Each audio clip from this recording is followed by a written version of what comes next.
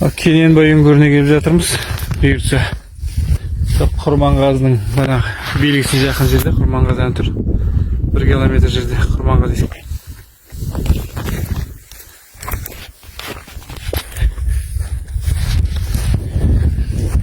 Бұл да Төлес үңгірі сияқты жер асты карстық табиғи үңгірлер ғой.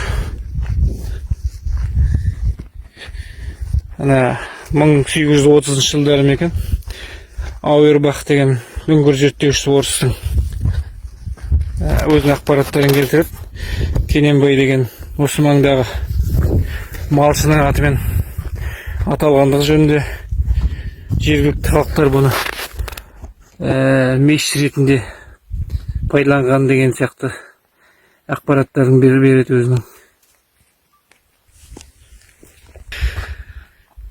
Бұны соны Ауырбахтың негізінде жазбасында, суретін сызбасында салады.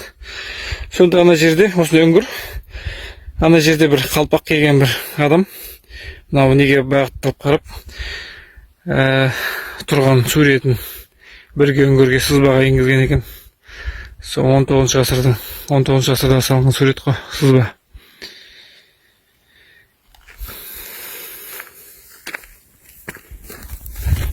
Көрейікшіне бір қызық жағдай болды. Бір жылдары келіп, осыдан 4-5 жыл өткен екен. 2 машинамен келдік. Сонда бізден бұрын бір жігіттер ана машинадан түсіп барады еді. Осы жаққа бағыттап тұрып қалды, бір мезгіл шошып кетті. Бір банағы қатты бір дыбыс шықты деп. Бір шайтан сияқты бір нәрсе келгенімізді жақтыртпағандай бір дыбыстар, гүрілдеген дыбыс шығып, сондай бір дыбыстар шыққан.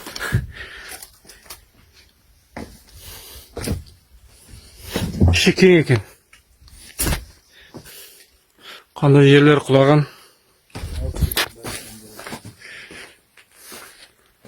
Кененбай үңгір деген осы.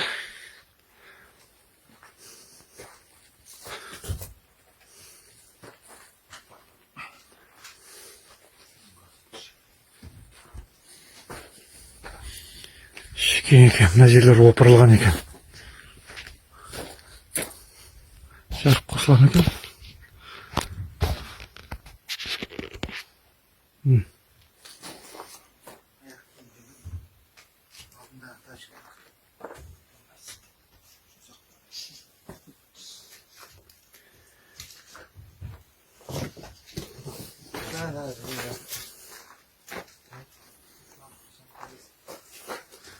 Бұл жерде Нұрхат Жұбайбектер келіп кеткен екен. Жанболат дейме, сағындық дейді.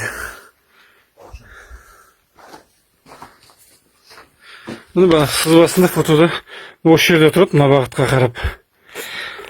Бір адамның қалпақ киіп тұрған басында бір намаз оқып тұрған адам ба деп ойлайды, дұрыстап қарап едік. Бірақ сол банағы зерттеушінің өзінің суреті ма деп ойладық.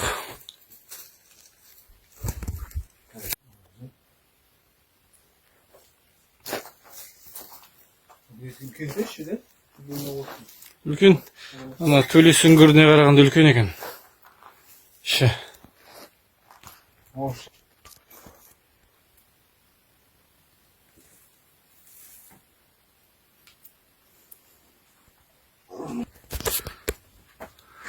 Мынандай жерлер қойынып тұркен кішкене қауіптілеу.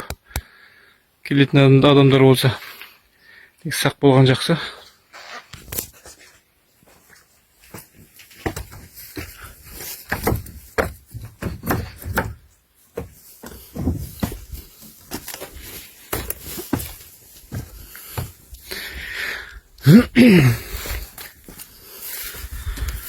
Жазық жер бетінен пайда болған ойықтар ғой. Бұл айналада өзге де негізі үңгірлер бар деп айтылады жалпы.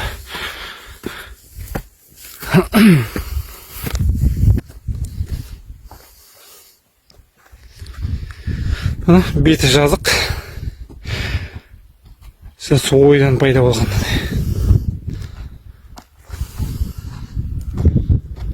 Көрейікшіне. бір қызық жағдай болды. Bir жылдары келіп, осыдан 4-5 жыл бұрын екен. 2 машинамен келдік. Сонда бізден бұрын бір жігіттер ана машинадан түсіп барады еді. Осы жаққа бағыттап тұрып қалды, бір мезгіл шошып кетті. Bir bana қатты bir дұрыс шықты деп. Bir şeytan зықты bir нәрсе келгенімізді жақтыртпағандай бір дыбыстар, гүрілдеген дыбыс шығып, сондай бір дыбыстар шыққан.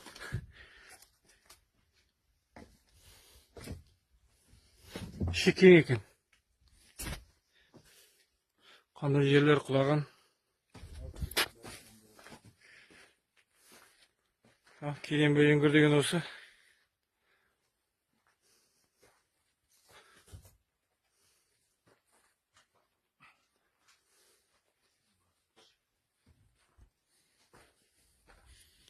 Шекең екен, мына жерлер опырылған екен.